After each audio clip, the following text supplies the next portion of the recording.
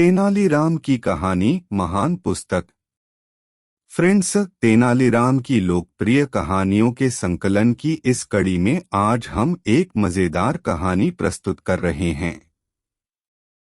इस कहानी में बताया गया है कि कैसे तेनालीराम अपनी बुद्धिमत्ता के बल पर अपने राज्य की प्रतिष्ठा की एक अभिमानी व्यक्ति के समक्ष गिरने से बचाता है। राजा कृष्णदेव राय के दरबार में अक्सर ज्ञानी विद्वान पंडितों के मध्य विभिन्न विषयों पर चर्चा हुआ करती थी। समय समय पर विभिन्न राज्यों से भी विद्वान पुरुष दरबार में आते और अपने ज्ञान का परिचय देते थे। राजा भी उनके आवभगत और सम्मान में कोई कसर नहीं छोड़ते थे। एक बार एक व्यक्ति राजा कृष्णदेव राय के दरबार में उपस्थित हुआ।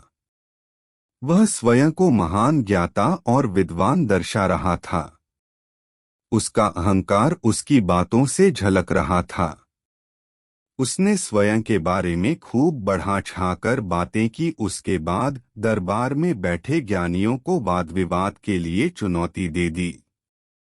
उसकी बढ़ी चढ़ी बातों से सभी दरबारी सहम गए थे।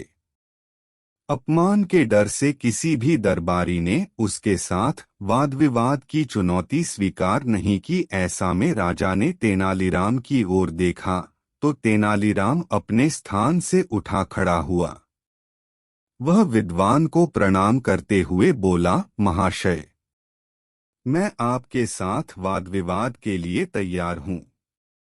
कल ठीक इसी समय मैं आपसे राज दरबार में भेंट करता हूँ। अगले दिन पूरा राजदरबार भरा हुआ था। विद्वान पुरुष अपने स्थान पर पहले ही पहुंच चुका था। बस सबको तेनालीराम की प्रतीक्षा थी। कुछ ही देर में सबकी प्रतीक्षा समाप्त हुई और तेनालीराम दरबार में उपस्थित हुआ। तेनालीराम राजा को प्रणाम कर वाद विवाद हेतु नियत स्थान पर विद्वान के समक्ष बैठ गया। अपने साथ मलमल के कपड़े से बंधा हुआ एक बहुत बड़ा गट्ठर लेकर आया था, जो देखने में भारी ग्रंथों और पुस्तकों का गट्ठर लग रहा था। विद्वान पुरुष ने जब इतना बड़ा गट्ठर देखा तो सहम गया।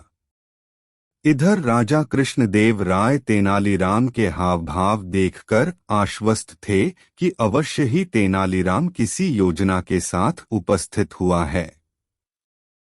उन्होंने वाद विवाद प्रारंभ करने का आदेश दिया। आदेश पाते ही तेनालीरामा विद्वान से बोला, महाशय, आपके ज्ञान और विद्वता के बारे में मैंने बहुत कुछ सुना है, इसलिए मैं ये महान पुस्तक लेकर आया हूँ। आइए इस पुस्तक में लिखित विषयों पर वाद विवाद करें।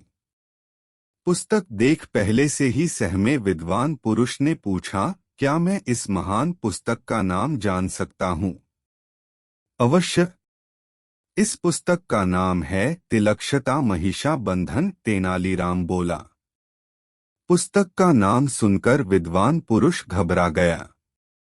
उसने पहले कभी उस पुस्तक का नाम नहीं सुना था।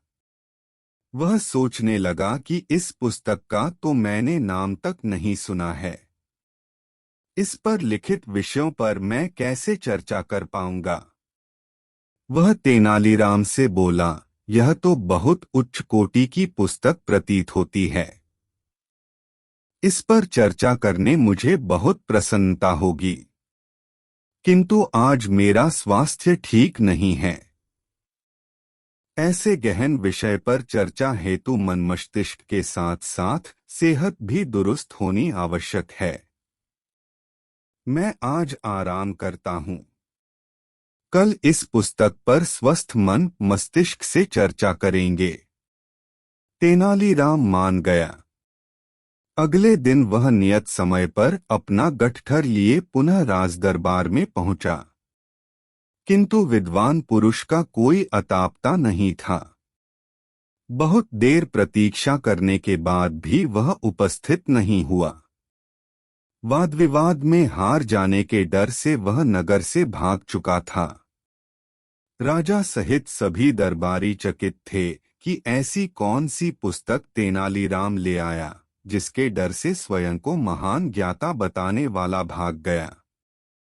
राजा ने पूछा, तेनाली, बताओ तो सही, ये कौन सी महान पुस्तक है?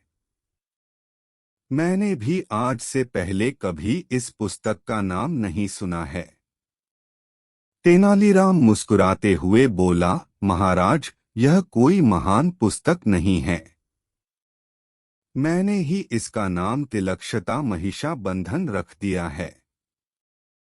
इसका अर्थ तो बताओ, तेनाली राजा बोले।